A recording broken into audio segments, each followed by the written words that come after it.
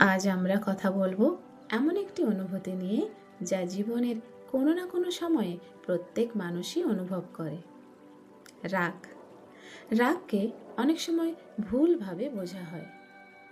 ছোটবেলা থেকেই আমাদের অনেককে শেখানো হয় যে রাগ করা খারাপ। আমরা প্রায় শুনি, রাগ করো না, অথবা ভালো মানুষ রাগ দেখায় না। কিন্তু সত্যিটা হলো, রাগ নিজে খারাপ কিছু নয়। রাগ একটি স্বাভাবিক মানবিক অনুভূতি। যখন আমাদের ভেতরে কিছু আঘাত পায়, অন্যায় মনে হয় বা নিরাপত্তা হুমকির মুখে পড়ে, তখন রাগ স্বাভাবিকভাবেই আসে। একভাবে বলা যায়, রাগ একটি সংকেতের মতো। এটি আমাদের মন এবং শরীরের একটি বার্তা যে কোথাও কিছু আমাদের মনোযোগ চাইছে। হয়তো কোনো সীমা অতিক্রম করা হয়েছে, হয়তো আমরা অবহেলিত বা অশোনা বোধ করছি, হয়তো আমাদের ভেতরে জমে আছে চাপ বা অপ্রকাশিত অনুভূতি। যখন রাগ আসে, তখন তা আমাদের ধ্বংস করতে আসে না, বরং এটি আমাদের কিছু গুরুত্বপূর্ণ বিষয় জানাতে চায়। আসলে আসল চ্যালেঞ্জ রাগ নয়, বরং আমরা সেই রাগের প্রতিক্রিয়া কিভাবে দিই। অনেক সময় আমরা রাগ অনুভব করলেই সঙ্গে সঙ্গে প্রতিক্রিয়া দেখাই। আমরা হয়তো উচ্চস্বরে কথা বলি, এমন কিছু বলি যা পরে অনুতাপের কারণ হয়, অথবা ভেতরে ভেতরে ক্ষোভ জমিয়ে রাখি। আবার কখনো আমরা রাগ পুরোপুরি চেপে রাখি। বাইরে থেকে সব ঠিক আছে বলে মনে হলেও ভেতরে ভেতরে সেই অনুভূতি জমতে থাকে। এই দুই ধরনের প্রতিক্রিয়াই আমাদের জন্য ক্ষতিকর হতে পারে। তাহলে আমরা কি করতে পারি? রাগ সামলানোর প্রথম ধাপ হলো সচেতনতা। যেই মুহূর্তে আপনি বুঝতে পারেন যে রাগ বাড়ছে, তখন একটু থামুন, ধীরে একটি শ্বাস নিন এবং আস্তে করে শ্বাস ছেড়ে দিন। এই ছোট্ট বিরতি আপনার অনুভূতি এবং প্রতিক্রিয়ার মধ্যে একটু জায়গা তৈরি করে। এটি আপনাকে তাড়াহুড়ো করে প্রতিক্রিয়া না দিয়ে সচেতনভাবে উত্তর দিতে সাহায্য করে। দ্বিতীয় ধাপ হলো রাগের পেছনের বার্তাটি বোঝা। নিজেকে প্রশ্ন করুন, আমার রাগ আমাকে কি বলতে চাইছে?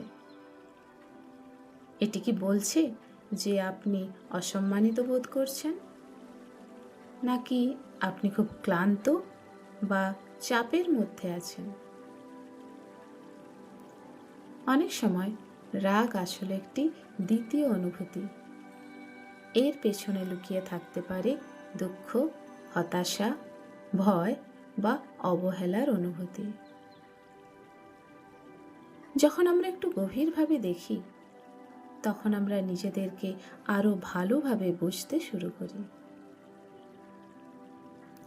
আরেকটি গুরুত্বপূর্ণ বিষয় হলো রাগকে স্বাস্থ্যকরভাবে প্রকাশ করা।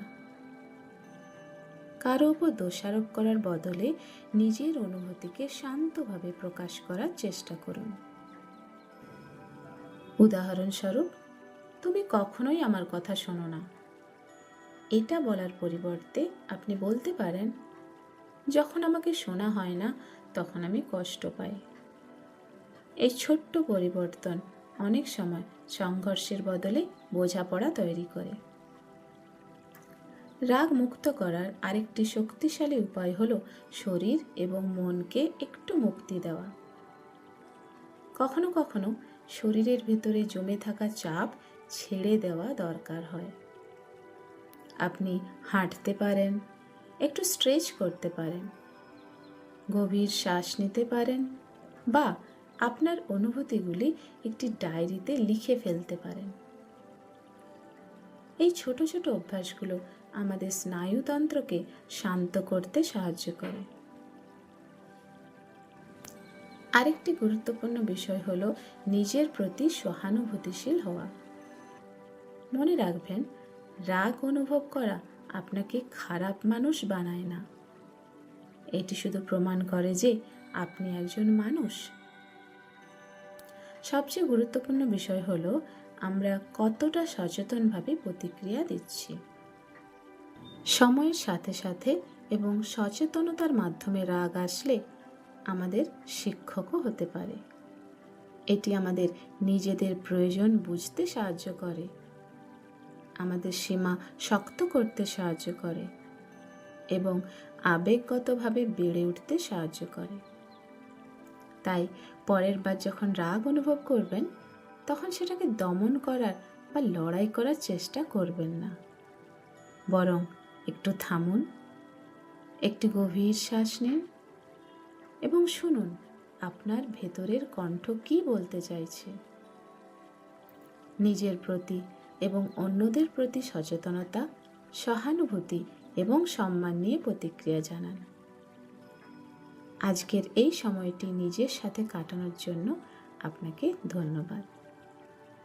পরের পর্ব পর্যন্ত আপনার মন, আপনার হৃদয় এবং আপনার অন্তরের শান্তির যত্ন নিন। ধন্যবাদ।